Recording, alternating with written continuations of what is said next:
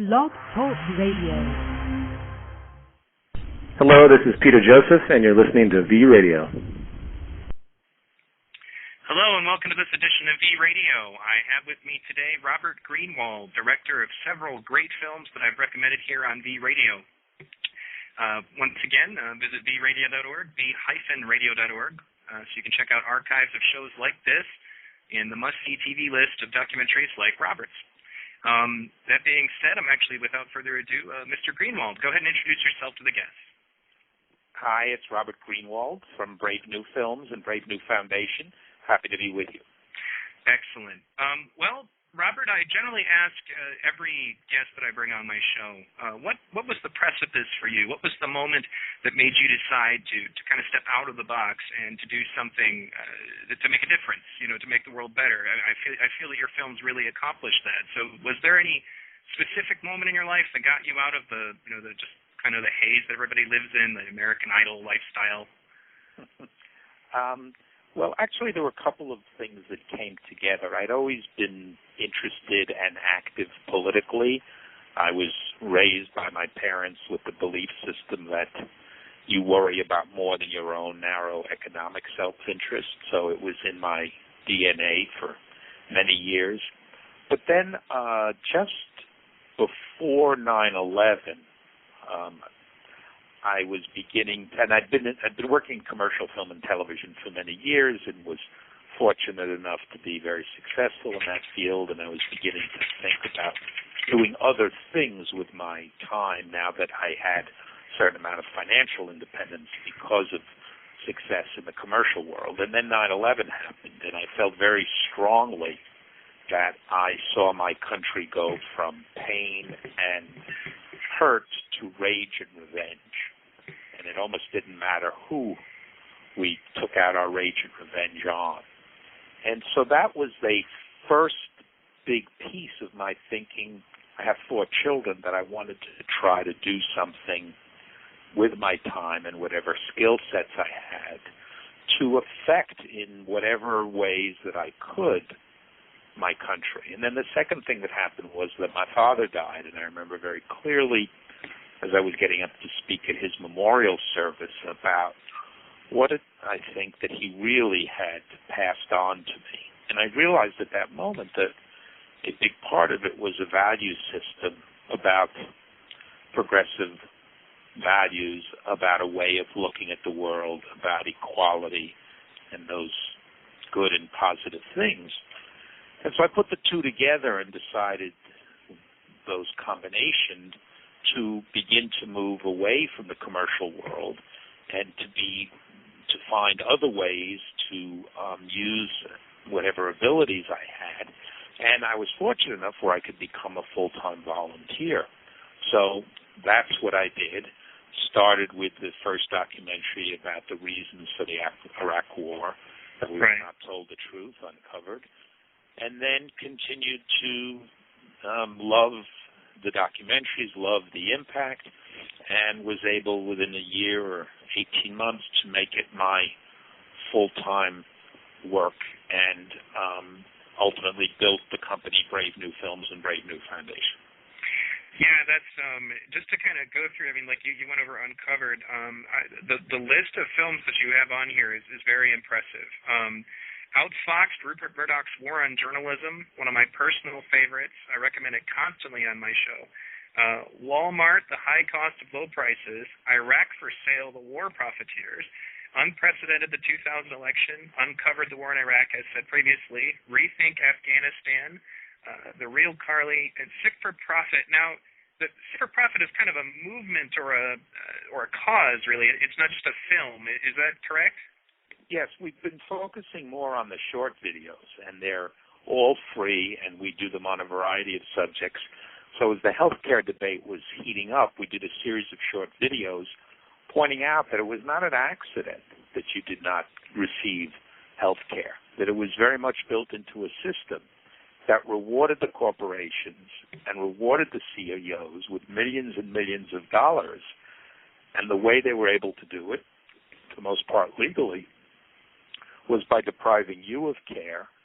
The less they paid out in health care, the more they were able to have for their bonuses, for their mansions. And so we created a series of short videos, as we've done with the Real Carly, as we've done around private equity, as we did around Afghanistan before we made the full-length film, and we continue to do that. If you go to Brave New Films or Brave New Foundation or any of our Facebook pages or our Twitter feeds, you can sign up to make sure that you get them, and you get them on a regular basis, and they are organizing tools. They're 2, 3, or 4 minutes so that you can pass them on to your friends, to your colleagues, both those who agree with you and those you're trying to convince to agree with you.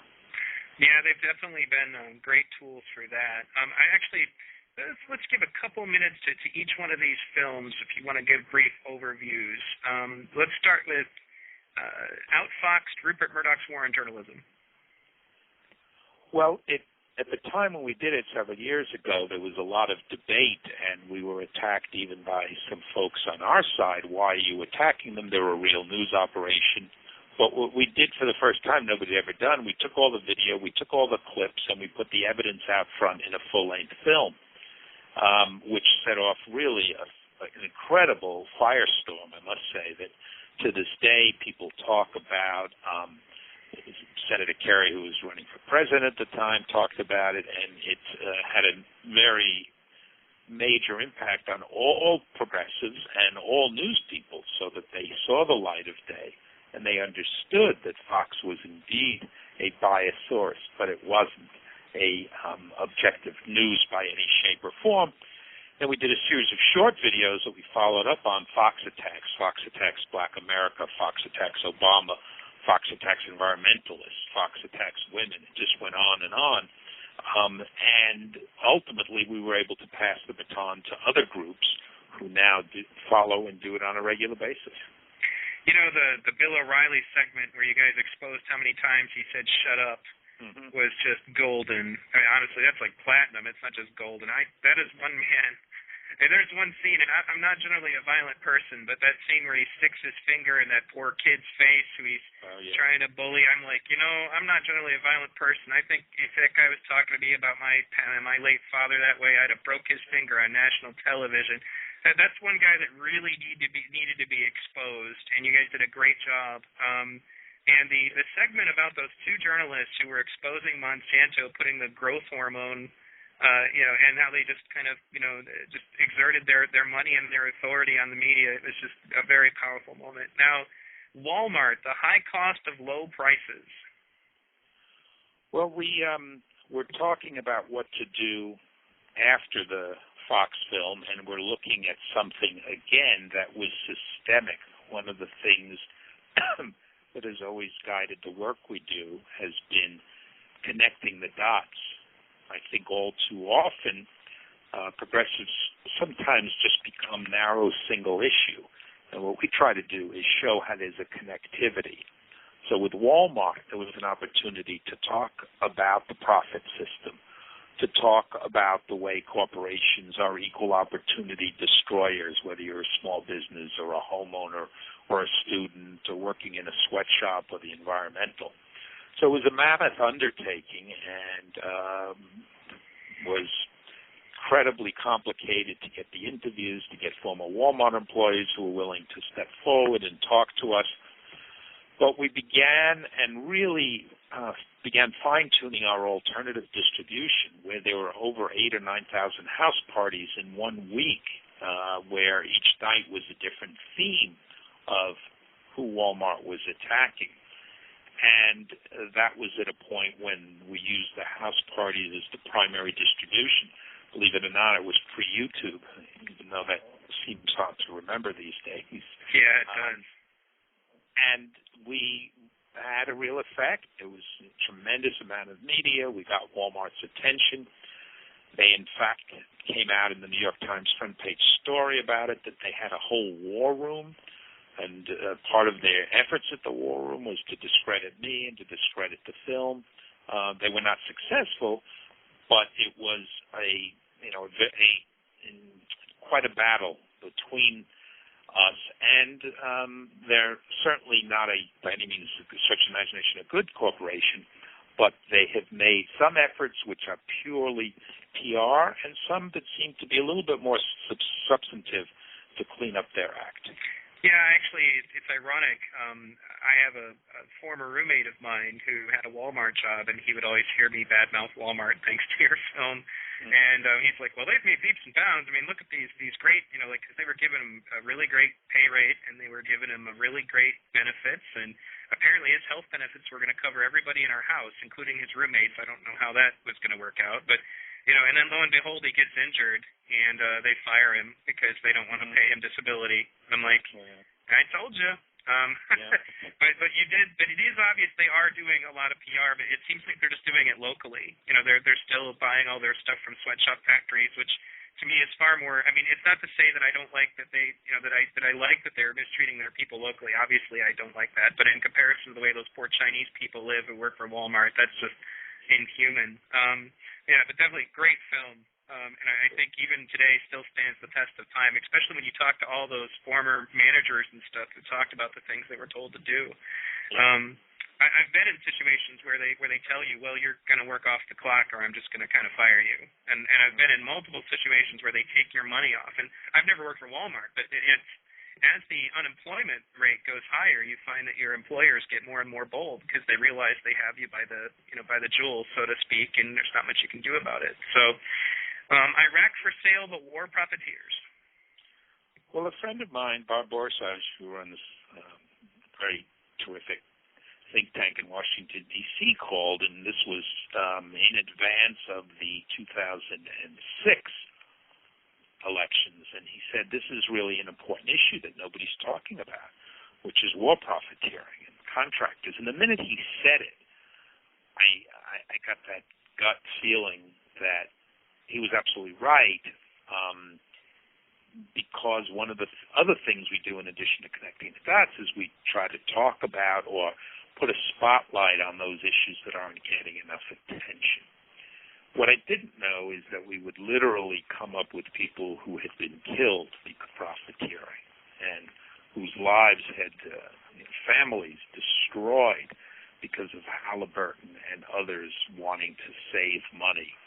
And it was also the first beginning of an expose around Blackwater before anybody had done anything about them. And again, the amazing team at Brave New Films was, as with Wal-Mart, was able to find these very moving and very powerful personal stories of mothers and wives of men who'd been killed who were willing to speak to us. The moment in particular I think that really touched me is because I follow the other side of this too. There's I like the people of Iraq and even the Iraqi Resistance put out their own films. I don't know if you knew that or not, but they did a film where they exposed why they killed those three men and put them up on the bridge, and then they played that YouTube video that Blackwater put up themselves of them playing country music and driving down the street randomly shooting people. Not in battle at all, just randomly taking pot shots at cars that are driving down the road like a gangster on drugs would do or something. And you guys put a face on one of those three men who is up on that bridge. And the thing that made it even more touching was that guy wasn't even a bad person, even by Blackwater standards. He was working for Blackwater because you could get a 1-month contract, and he was trying to take care of his family. So he got sucked into something and essentially punished by the people of Iraq for something that other, Blackwater mercenaries did. And it's such a bad situation. It's the reason why war is just not the choice. Now, unprecedented, the 2000 election. All right, well, that was ancient history now, it seems like, but it was the first documentary that I was the executive producer on. Some friends had approached me about helping out, and then during the documentary I actually fell in love with documentaries and the amazing possibilities that you had to tell stories, and it was documenting what happened in Florida in that horrible period of time when the voting was finished and before the Supreme Court ruled. And it showed people things that they did not know, hadn't seen, that we put together, and I think opened a lot of eyes, and as I say, opened my eyes to the possibilities of documentaries. Yeah, that's, it is a long time ago, but I still tell people to go ahead and watch it because they don't realize that their democracy that they're clinging to is kind of, it's so easy to manipulate something like that. And so now we talked a little bit about the uncovered film. Now, obviously, Iraq for Sale more covered the issue, the financial side of the war. Now, Uncovered was more about the kind of the false reasoning for getting into the war in the first place. Is that correct? Yes, that is correct. Right. And I remember watching it, and there's a lot of great films about Iraq, and that was definitely those two together really put things to perspective. I'd have to say my favorite is actually probably No End in Sight. Are you familiar with that film? Yes, I am. Yeah. That film actually makes me physically angry. But either way, you did a lot of great stuff about Iraq, and it's to the point now, unfortunately, where people are desensitized to the issue. You can't even talk to them about it anymore. And but in any case, so now we kind of come full circle. We did do an entire show about Rethink Afghanistan. I really enjoyed that film, and I really enjoyed my conversation with Mr. Crow. To those of you who are listening who would like to listen to my interview with Mr. Crow about Rethink Afghanistan, you can find that in my archive at vradio.org, v-radio.org. A very revealing interview. I think Afghanistan has been largely the ignored war up until now. It's just kind of, because they've been focusing so much on trying to justify Iraq, and they don't really talk about Afghanistan, and that's changed now. It seems, now it's kind of in the forefront since Obama's trying to convince us that he's pulling out of Iraq. I'm pretty confident that he will, but whether he's going to be able to do it according to his campaign promises remains to be seen. But I think your film series, Rethink Afghanistan, is very important because there really wasn't much about this. There's so many films about Iraq and just not many about Afghanistan. What motivated you to get into this project? Well, I got into it when I was over Christmas 2 years ago now, where I was reading or rereading David Halberstam's brilliant book, The Best and the Brightest. And this was about Vietnam and how the so-called best and the brightest in the Kennedy administration and the Johnson administration were able to get us into this horrible war. And as I was reading it, it was literally word for word what was happening in Afghanistan. Everything from an arrogance that we knew better to an ignorance about, in that case, nationalism and the different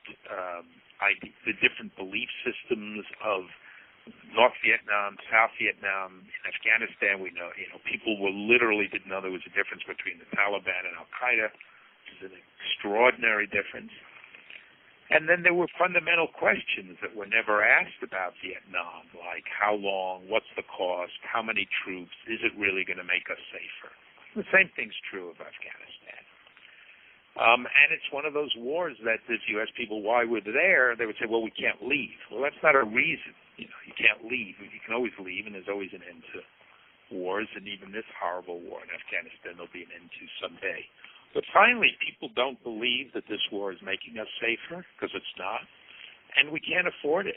So all those things came together, and we decided to start doing some short videos, which are available on the Facebook page, Rethink Afghanistan. They're available on the website. They're totally free. And from those short videos, we built an audience. We built supporters. We were able to fundraise.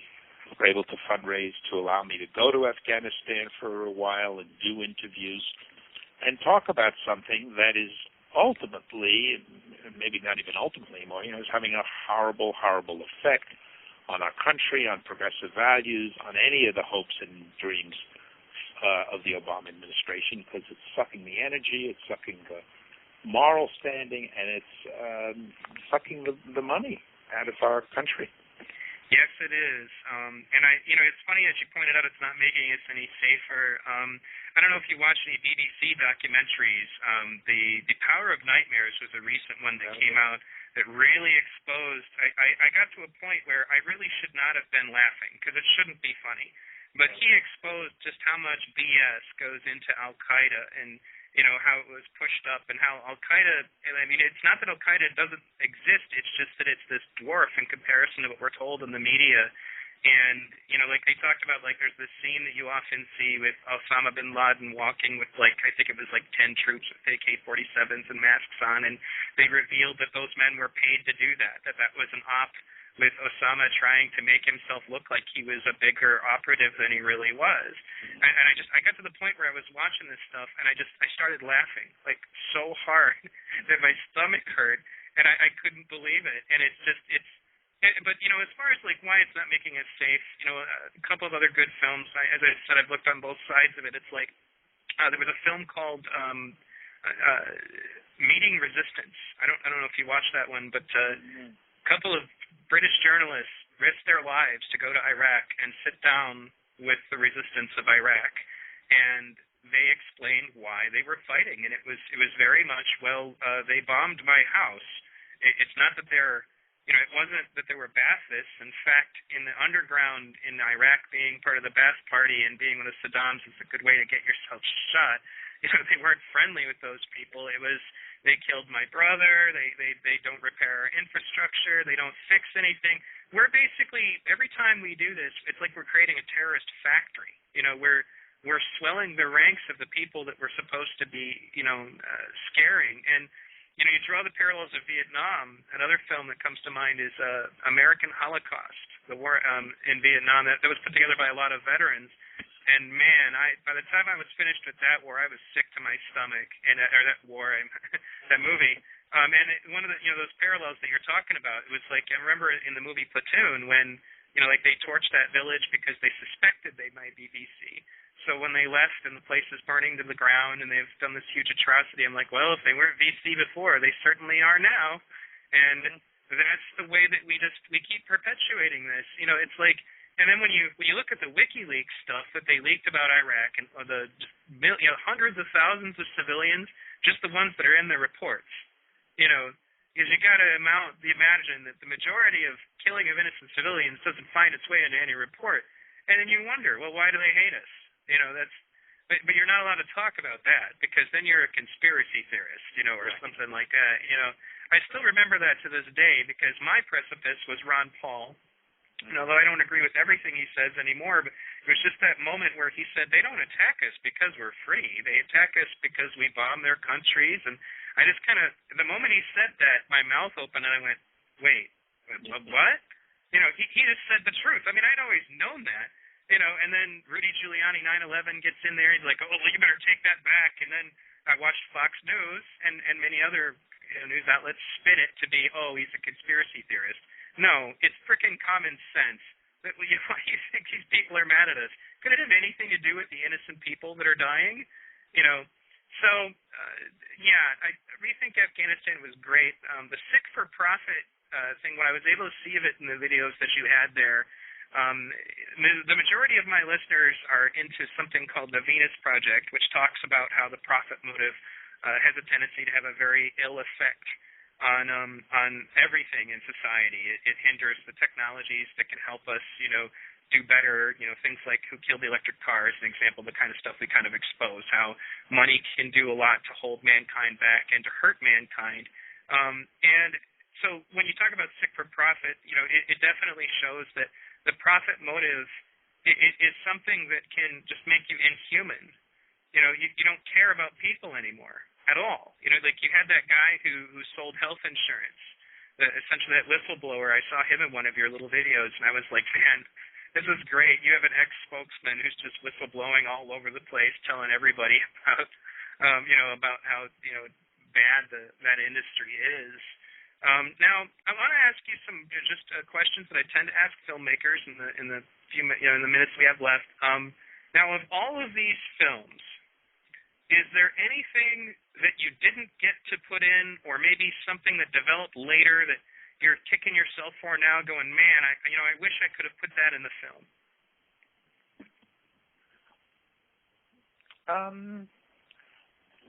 Well, I think on Rethink Afghanistan, we've been talking about this internally. If I were to redo it now, I would make the specific arguments about why the war is so disastrous for us, but I would give it a larger context. This war is a result of years of the Pentagon and right-wing talking points pounding us on the notion that all problems are solved by military might. And I hadn't thought about the larger context when I was doing the film, but with a little bit of distance now and seeing that, if we don't figure out the errors of our ways, whenever we get out, we'll just go to some other country and invade them and occupy them and kill people and spend billions of dollars. Combination of ideology and the profit motive, and so I think I would do that. I know I would do that differently today. Right. I mean, well, I guess since you're making it in little films, there's really no reason you couldn't make an addendum. And I liked everything that you put in there so far. It'd be great. I know you also seem to. I like what you did with this. Actually, you have this website where people can go, like you pointed out, like even with Outfoxed, which is an old film, you can go back and see the little updates that you put in there, that Fox Attacks things you talked about earlier. This is really great. I wish more filmmakers would do this because, you'll get into a situation where you'll have a really great documentary, but it'll get really dated and it'll be out of date, so then the value of it goes down. But you've kind of taken a different step. You've made it so that people can watch as the story continues to develop beyond the film. In fact, I was kind of confused because I was like, oh well, I better go watch Sick for Profit, and I was like looking for this film. I was trying to find it everywhere. I'm like, Sick for Profit, it must exist. I mean, I just got told about it. I went to Amazon.com and everything. I want to buy this film, and then I learned that it was kind of like Rethink Afghanistan. It's just a series of small little films. And, I mean, I guess that format allows you to kind of move as the story develops. And one of the reasons why I tell people that we need to support this alternative media, we need to support these films. I wish that there was a documentary channel that just played this kind of stuff all the time, because this is really all I really want to watch anyway as far as, like, documentaries are concerned. And this is telling the real story. I guess in some ways, Russia Today, I mean, I don't know what your opinion is. I'm still kind of formulating my opinion. They seem to be a network that stretches that a little bit. They tell some stories I don't think other people would. I mean, what do you think about that? I don't know. I don't know it well enough, but I agree with you. I think the important point is that we need your listeners to support independent media. And to get involved. The thing about our films, the thing about the short videos, they are tools. They're tools for the audience. They're tools for friendly media people. They're ways to educate. They're ways to involve. They're ways to organize. They're ways to create arguments. And we don't have a gatekeeper stopping us. Years ago, we didn't have YouTube. We didn't have the Internet. So I still look upon it as this extraordinary opportunity for us. And if we can make the content interesting and engaging and provocative enough and strong enough, and we have listeners like yours, we can make a huge difference. Yep, it's actually a really important point. And I tell them this also about, people who are doing these radio shows and stuff. I get emails from people all the time who are like, thank you for doing this because, I want to have something when I'm doing my dishes, and I turn on the radio and I just want to throw up, and but it's not going to happen unless people support these efforts, and that's why I also I thank you for allowing the honor of having you on so that we could kind of shake hands a little bit here and put our work together. And in any case, now let's go over the shameless plug. If somebody wants to get involved, if somebody wants to help you, or even if they just want to check out your stuff, what's the website URL? Well, there are many possibilities. There's Brave New Films. There's also Rethink Afghanistan. There's Facebook, Brave New Films. There's Facebook, Robert Greenwald. There's Facebook, Rethink Afghanistan. There's Robert Greenwald Twitter feed. There's Rethink Afghanistan Twitter feed. You name your media, and we can reach you. Excellent, excellent. And I urge you listeners particularly, consider for a moment that this gentleman could be like containing all of these films that he's making, these smaller films, and and not giving them away for free, but he is. And that's another example of why you need to go out and go ahead and help this guy out. So I tell people, it's like a lot of people download movies, and I can't say that I've never done it, but when it comes to stuff like this, I always make sure to get myself a copy, and basically support these efforts. If you want to continue to see us do this, we don't have a bunch of corporate lobbyists paying us to go around, pushing any kind of agenda. Essentially, if you want to have a better media, it falls to you to support us. And we're up against, really tough opposition, and they don't really want you to hear about things like, oh, by the way, Wal-Mart employs, sweatshop laborers. They don't want you to hear about that stuff. They want you to be very content to go into Wal-Mart and buy your Christmas stuff on Black Friday, trampling everybody else underneath you. Oh, man, some of the videos I've seen. Now, what about the future? Do you have any future films or projects that you're pushing for? Well, we're working on quite a few things right now. We have a Cuéntame Facebook page, which is the largest Latino-oriented Facebook page and network, and we're actively working there. We're doing some work around the issue of public service employees who are being attacked by the right wing, as that's the reason the economy is in trouble.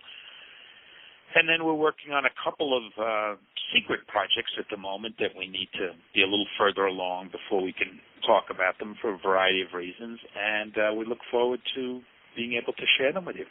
Excellent. Well, you can always count on me to push this stuff, because that's... Well, we appreciate that. That's basically what I usually tell people. I generally prefer to have a conversation with people before we even get on the air, and it's usually because I know that they're accustomed to getting on the air with people who want to, humiliate them or confront them because they think that's good radio. For me, it's if I've called you because I want you to be on my show, it's because I support what you're doing. I don't even bother with guests that I want to defame. I will debate with people sometimes if that's what they know they're coming to the show to do, but I generally kind of prefer to be positive and promote, the solutions as much as possible. So, I want to thank you guys and all the people at Brave New Films. Let them know that what they're doing really is appreciated out there. And honestly, I probably wouldn't be here today if it weren't for a lot of your films. Especially one of the reasons that I got into alternative media was Outfoxed. Realizing we have to take responsibility for our own media if they're not going to provide it. That's just the way it is. So, well, thank you very much for that, and we look forward to spreading the word together. Excellent.